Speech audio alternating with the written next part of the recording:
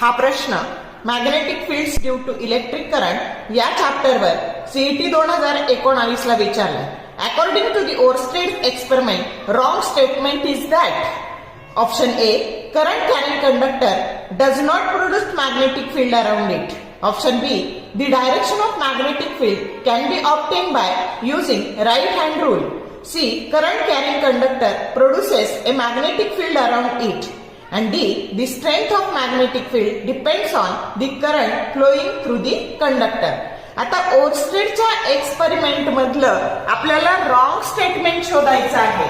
मग ओरस्टेडचं स्टेटमेंट काय सांगतं, तर ही करंट कॅरिंग कंडक्टर आहे किंवा कॉइल आहे, ती त्याच्याभोवती मॅग्नेटिक फील्ड निर्माण करते.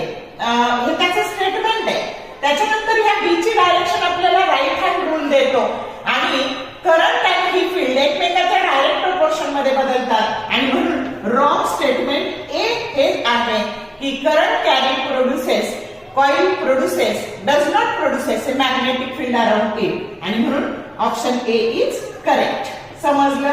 एवढं सोपं आहे. तर जर शॉर्ट व्हिडिओ आवडले, लाईक करा, शेअर करा, कमेंट करा. For more useful tips and tricks keep watching wings of physics. Thank you very much.